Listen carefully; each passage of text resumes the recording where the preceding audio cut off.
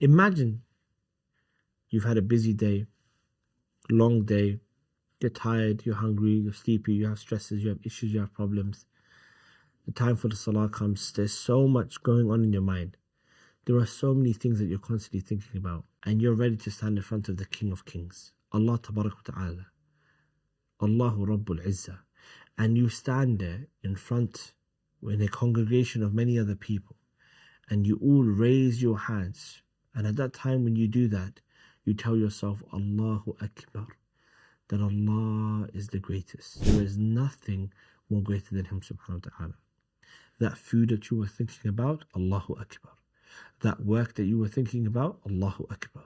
That stress that you were thinking about, Allahu Akbar. That person that you were thinking about, Allahu Akbar.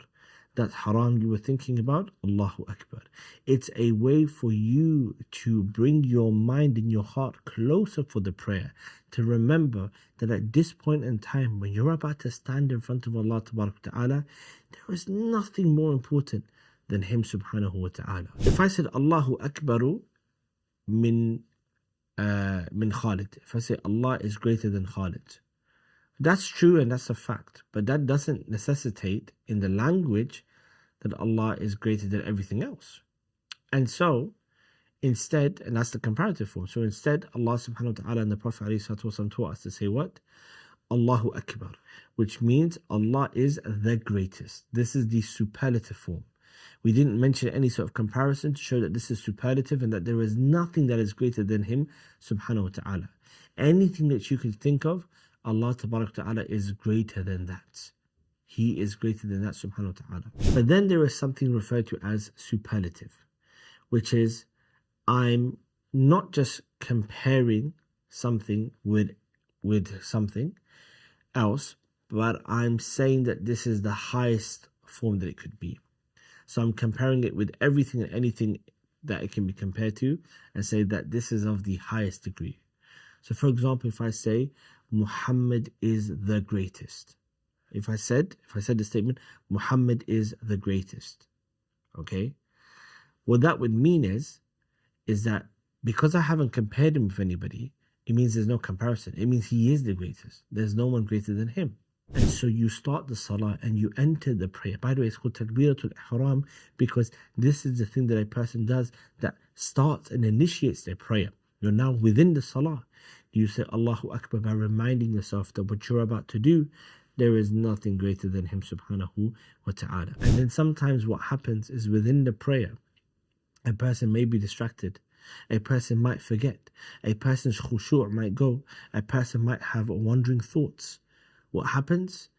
You get distracted.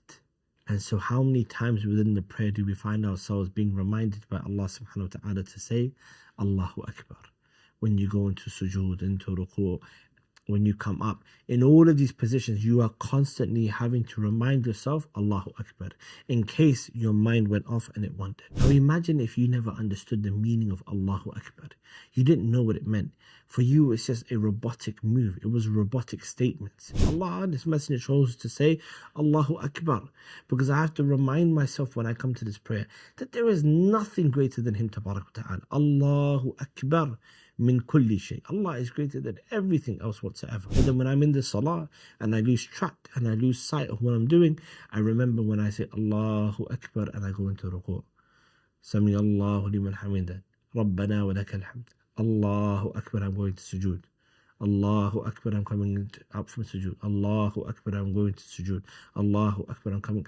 You're constantly being reminded so that you can bring yourself back to focusing on the one who truly matters subhanahu wa ta'ala.